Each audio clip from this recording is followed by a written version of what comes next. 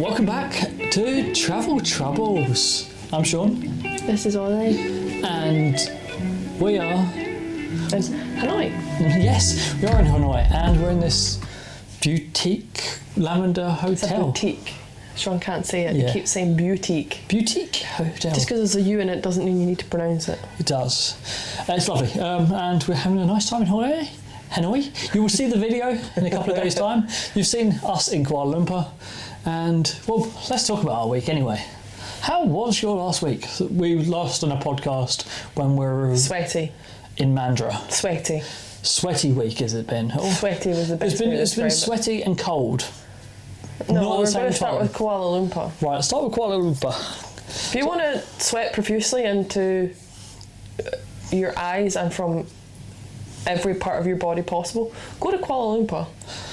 If you like shopping centres, go to Kuala Lumpur. Carry on. But if you like caves, go to Kuala Lumpur. If you like lots of steps, go to Kuala Lumpur. Oh my gosh, yeah. If you like a hostel where you can hear someone cooking at 3 o'clock in the morning, go to Kuala Lumpur. If you like to cook rice at 3 o'clock in the morning, go to Kuala Lumpur. Here's looking at you, Daniel. Yes, Kuala Lumpur was... Hot. Very hot. And sweaty. And humid. And busy. And chaos. It's probably the best way to describe Kuala Lumpur. It is chaos. Like, we were there with my little sister and she warned us that Hanoi is chaos. And I'm going to go out on a limb and say that I personally think Kuala Lumpur is more chaotic than Hanoi. Oh, 100%, 100%. It's a grimy chaos. It's not, I don't know, like, it's not been my favourite place in the world that I visited. I'm glad I did, but it's also very different to ours. I'm glad I'll never be going back. Yeah, there's no reason to go back No. there. I feel like that was enough. We were there for 3 days and that was it. It's coming to Vietnam. I feel like I'm now backpacking. So we've then travelled to Vietnam. The flight was full of people that the loudest people in the world. At one point they turned up. So we're all sitting down in the airport gate lobby bit, and I'm sitting there with my noise cancelling headphones that can noise cancel the jet engines of planes, and I'm sitting there editing away. And Holly's gone off for a walk, and all I hear is this really loud noise. So I'm taking off my headphones, and this group of people were all shouting at each other, and I obviously couldn't understand what they were saying, but they were shouting at each other. I believe they were Vietnamese, but we're not sure.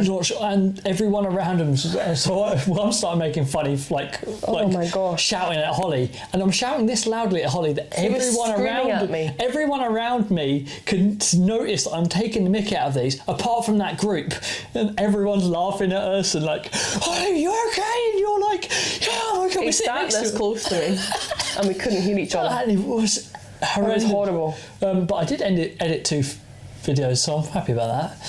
And then of course those people were sat directly behind us. Well, not directly, to the left-hand side behind us.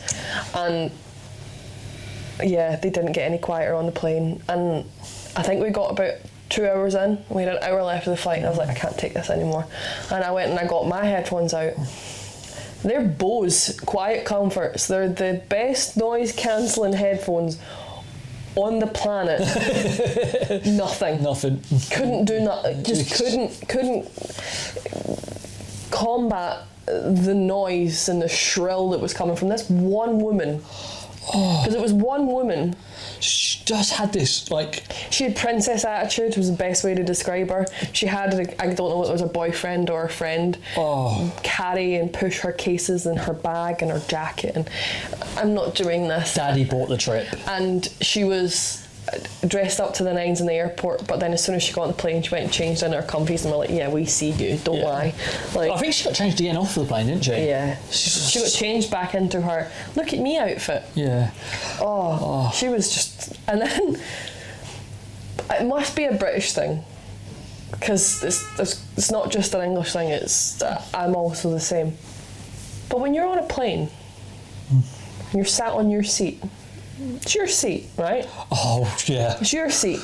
The headrest that, is against the back of your head is yours, right? Apparently not. we had these 3 elders sat behind us, and then all of a sudden, just out my peripheral, I see this claw come over the back of Sean's seat and was full on like death gripping it during takeoff, as if he was getting ready to get in the brace position. But I put my head back and touched their hands, so they took it off, which fair enough, that's fine. And then he was like, I've got a bag. No, I'll just hang over the back of the chair in front of me. So to try to hang the bag over the back of the seat. So I've now got this. So I just promptly just knocked it off, like a cat would on the side of a kid. Not to be presumptuous, but these people, as a race, are petite. Oh, tiny. They're small people. We're like easily a foot clearance over the top of them. Our knees are digging into the seat in front of us. And there is a woman that must be about a foot shorter than me, if not more. Oh yeah, she was more than a foot. She's got like a good foot gap. She could swing her feet and still not touch the chair. From the chair, like the back of my chair, to her knees. Yeah. And instead of sitting back and being comfortable, she decided to put the tray table down and lean against it, and proceeded to just knock her foot under the metal bit that goes under your chair. Like obviously you're meant to put your bag under the seat in front of you. And there's a metal bit that stops it slipping forward. She was knocking that for 3.5 hours. Oh, that was a good flight, wasn't it? 3.5 hours. So you happy that we're not getting another flight for another 36 days now? Yes. And hopefully we're not getting another flight for another 36 days. We're not planning. Well, it's not going to be a long flight. If we do, yeah. So that was our week. It was a fun week. You've probably seen the videos of Mandurah, Bunbury, Kuala Lumpur, and if you have, then well done for you. If you haven't, then go sort your life out and go watch them now.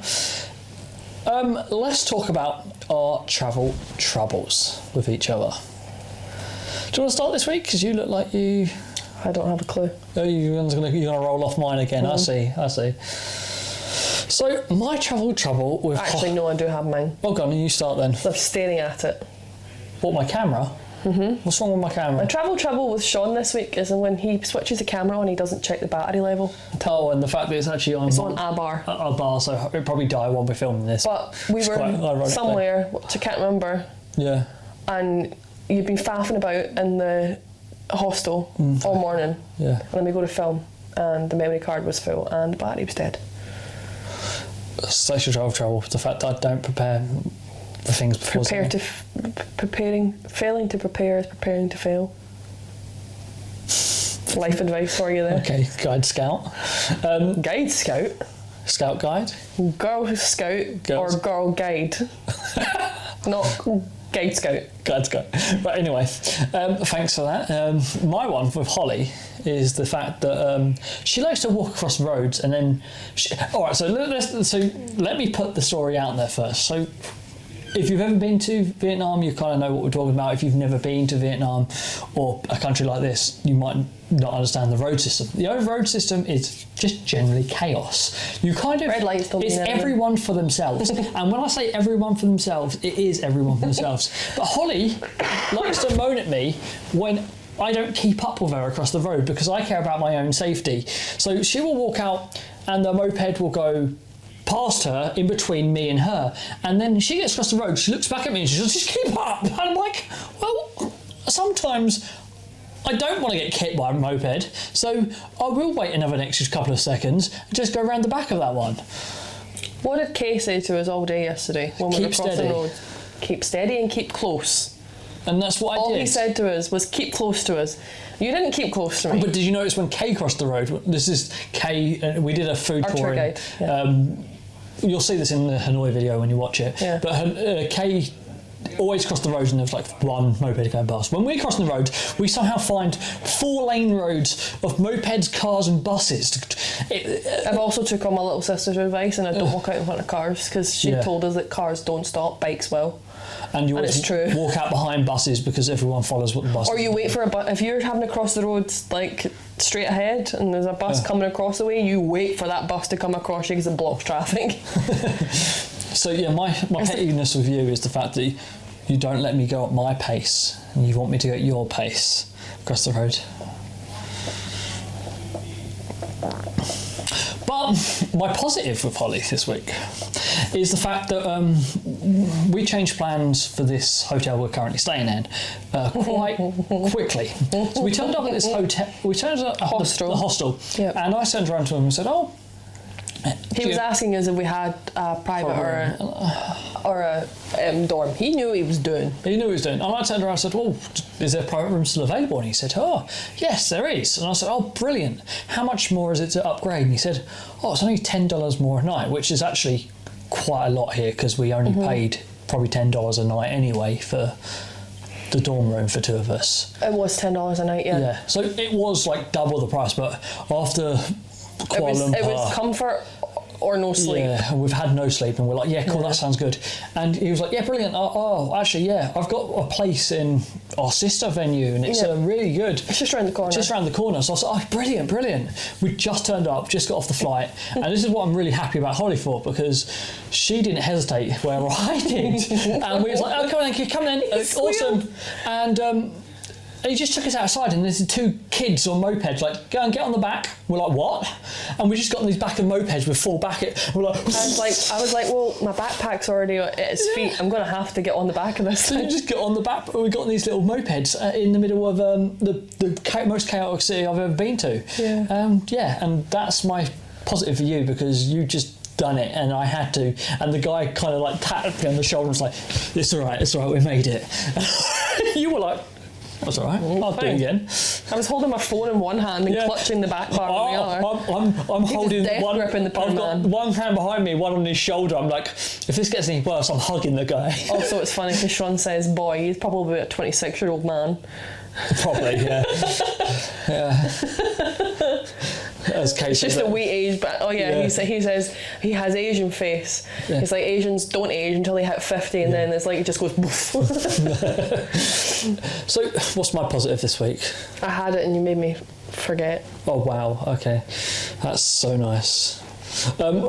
While she's thinking, I will just point out that Lauren, Let's Laugh at Lauren, has commented on one of the posts. She didn't give us any trouble, apart from the fact that she has to wait a month to see us.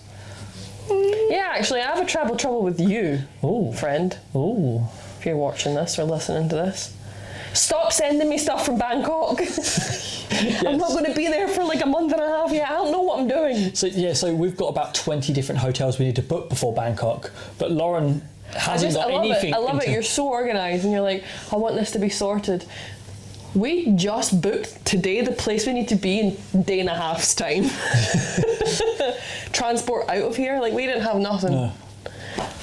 I do remember what your positive is. Okay then. A positive for Sean is this time round, as much as we are doing things cheaper, he is not being as extremely strict as he was with our £50 a day. You haven't mentioned it once. No, because it's easier to do it here. Yeah, I don't feel like we have to struggle to do it. We worked hard. We've saved plenty of money to just enjoy ourselves. So last time we kind of had to keep to the budget, but this time we've got more of a spend in case. We also know we have a job. And we've got a job, and then there's also the fact that I would definitely recommend, if you're going to travel for say 3-month period, have a safety net at home. Yeah. Even if it's a Costa Coffee that you worked in and they've told you that you can get your job back, knowing that you've got that, it's definitely it is a relief, because we've been in the position where we didn't know where our next paycheck was coming from. No. We didn't know when money was going to come in our account, and it makes you anxious, and it's not nice. It's definitely you could do it either way though, but I wouldn't say you have to have it, because no, you don't have to take that job. Especially if you've worked in hospitality before, you can walk in any place and just get another job. But it also does make it easier. It is nice knowing. But yeah, I was just saying, it's so much easier than £50. So let's do the £50 budget. So Hanoi itself, right? It's one of the most expensive city in the whole trip. Thailand's probably about even, and it's probably one of the most expensive places. And this place costs us what, £25 a night, £30 a night, max? £30 a night, yeah. And we've not had a meal over a fiver per person. And it's so it's not like we're struggling with food and cooking and balancing. Again, we're not cooking here. It's so much more easier and relaxed. We got a washing done the other day, and that cost us £3.63 to be precise, and for 4 kilos worth of washing. We literally just gave it to a person. They washed it for us and brought it back to us, and it's like folded, pressed. The whole shebang. So much. I got my hair cut done today, and that cost me £22, including a hefty tip. Sean tipped them like I think £7-8 or something. Yeah. Here, that's a lot of money. Yeah, but that was because a lot of money. I had a massage, a face massage, a head massage, a back massage. They washed my hair twice. They did my beard. Again, you're going to watch this in the video, so I'm not going to bore you about it. But beard and hot shave and basically anything that a man could have got done at the hair. A barber, Sean got it done. The price that we spent on flights, we're saving in accommodation for this amount of time. Yeah, easy.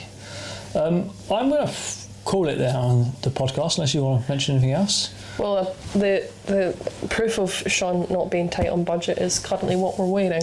Sean's trousers. Oh yeah. Hello. He had to buy, and I have thermals on. I have my shorts that I brought with me, being optimistic, not realising we're coming to northern Vietnam where it's cold.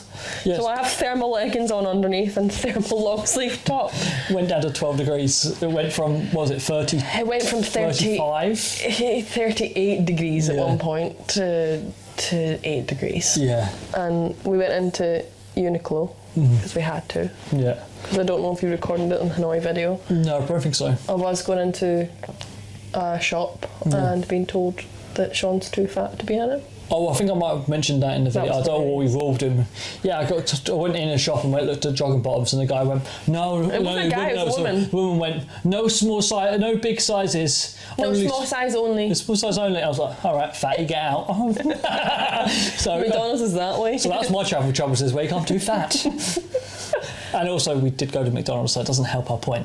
Anyway, it was good. That was a good McDonald's. I had a teriyaki burger. Anyway, you'll see this on the Hanoi video. Make sure you check it out. Make sure you come back here next week for our next week's Travel Travels, where we will be somewhere in Vietnam, probably a little bit further south, probably not warm yet, but Ninh Bình, maybe? Maybe Ninh Bình, yeah.